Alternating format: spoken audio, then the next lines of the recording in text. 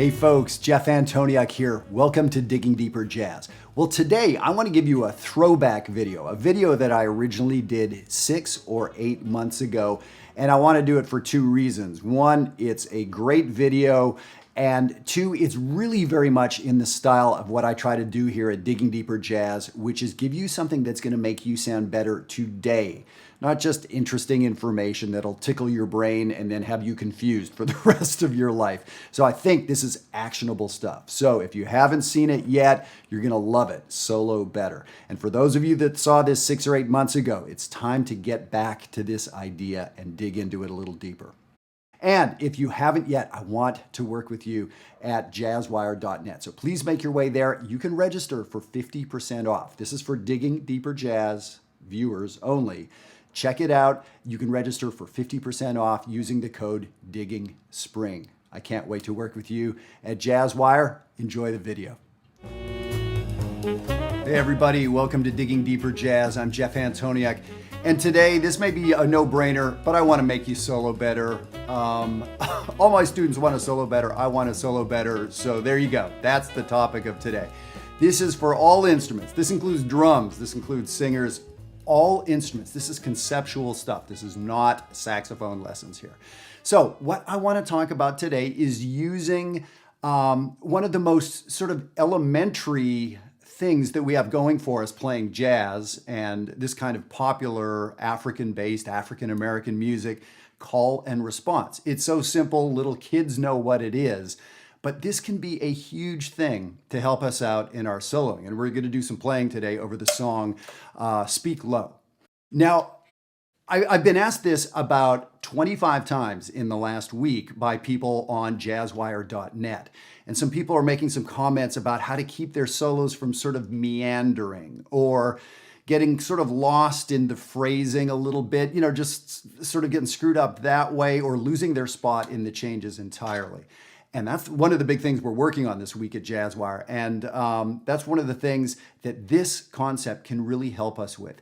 This idea that music, and indeed I think much art, is about call and response. We say something and then there's a response back. So that's simple. So I want to play you an example. What I'm going to do, I'm just going to loop A sections, the first 16 measures of a great song called Speak Low.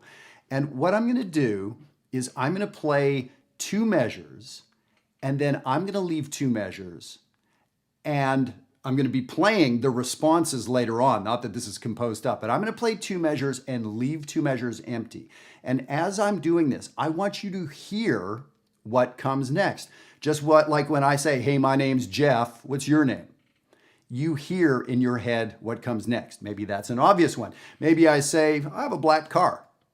And your response could be, so what? I don't care. Or your response could be, me too. Or your response could be, I hope I have a car one day. Your response could be, you know what? I don't really care about driving. I'm never going to have a car. There's a lot of possible responses, but you heard one in your head, right? That's what I want us to get to do. The thing is, the most elementary of you out there, whoever that is hearing stuff in your head. You hear a response to music, but we get so wrapped up with the instruments, sometimes it's hard to find. So let me do this for you. I'm going to play a little bit, and the sheet I'm going to put up, we'll get to what the notation is later, but the circle is where I'm going to play. I'm going to play for 2 measures, and then there's a line, and that's going to be where I'm not going to play, but I want you to hear a possible response. Now, here's the thing. There isn't one response. There isn't a right answer and a wrong answer. I just want you to hear something that answers what I said. Then on the second line, I'll play 2 and I'll leave a space. I want you to think, I want you to hear, I want you to imagine. An interesting thing would be to imagine what would Miles Davis play in that spot? What would Bill Evans play in that spot? Okay, here we go.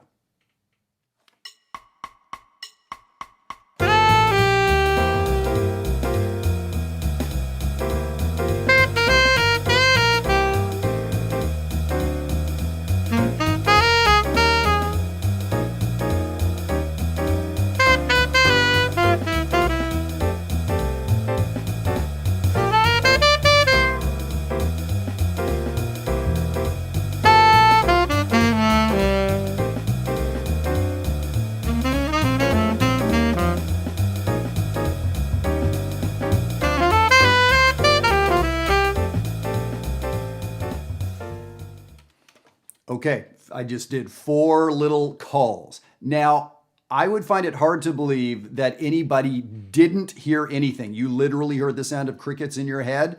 That may be the sign of something bigger than what I can handle here talking about jazz education. I'm not imagining that's what we heard. You heard something.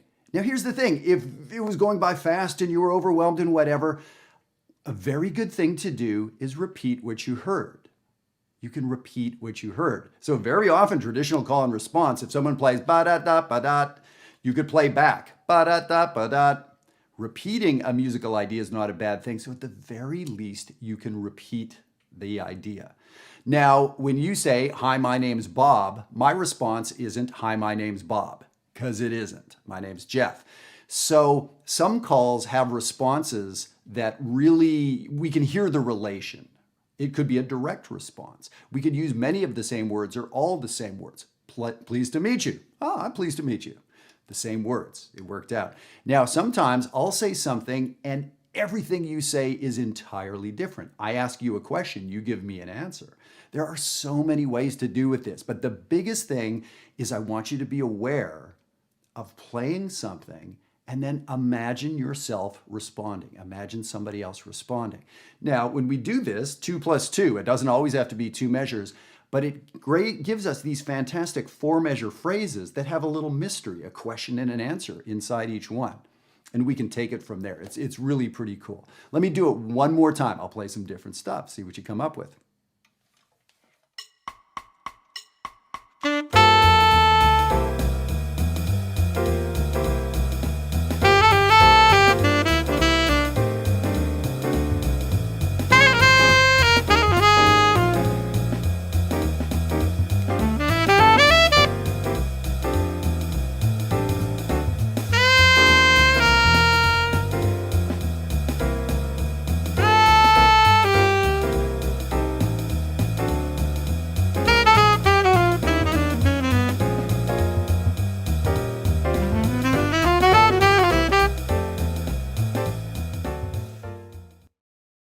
All right. Now, I am speaking, as always, to the adult amateurs, the semi-pros out there. You can listen if you're not one of those. If you're a good high school kid, if you're a college music major, yeah, you can listen, but that's not who I'm speaking to.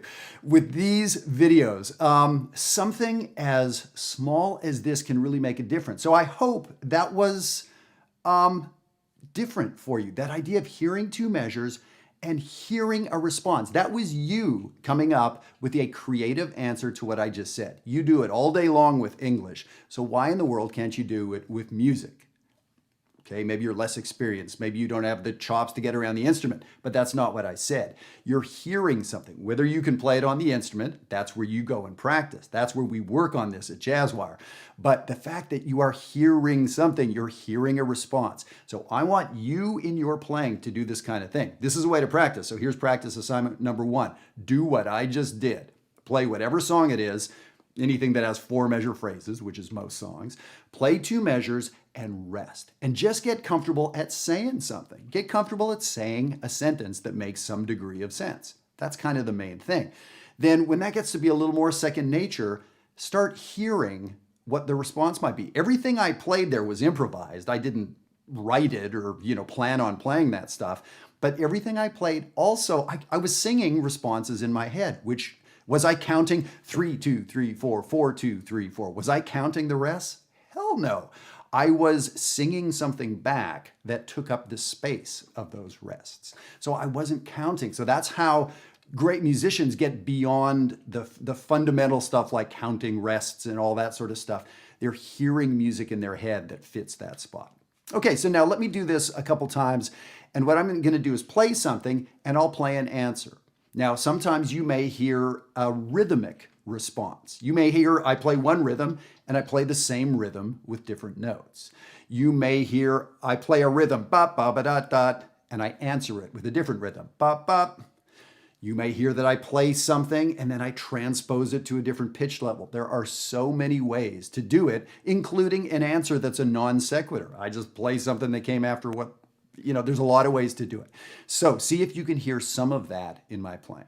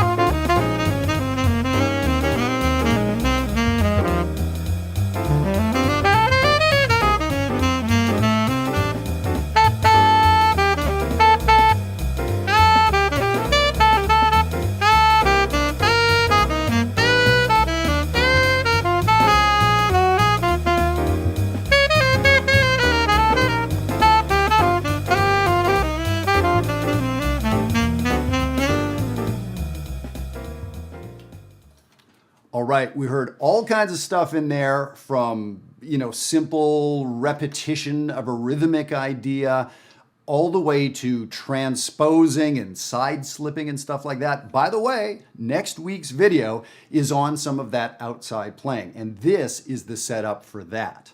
Side slipping, it's this idea of taking something up or down a half step, which I did a little bit of in there. And this, to be successful with that, really takes good control of where we're at in the measure and where we're at in the phrasing, as far as I'm concerned. So this is a fantastic setup. So that is the second assignment. Assignment 1 was play 2 measures and leave space. Do not play. And I want you to, first of all, be comfortable with that. Second part of the first exercise is now hear something in there, but don't play it. Get used to playing something and it begging an answer. That, by the way, gets to be how you get to play successfully with a band. Those are rhythm section players that want to play with you. You're playing something that begs a response from the comping instruments or the drummer. Okay, this is good stuff. This is high level stuff at this point.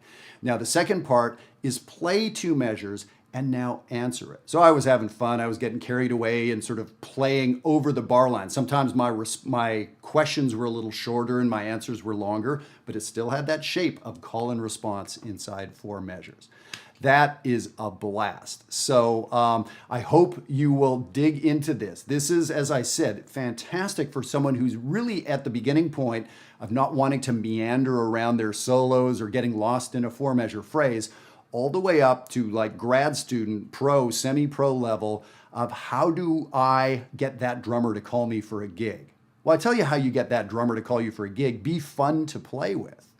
Be a musician that wants to talk and have a musical conversation. That's one of the ways to do it. And as always, if you want to dig into this stuff further and get some real personalized advice, check out jazzwire.net. I hope we'll see you over there. I'm going to play a little bit on the way out. Here we go.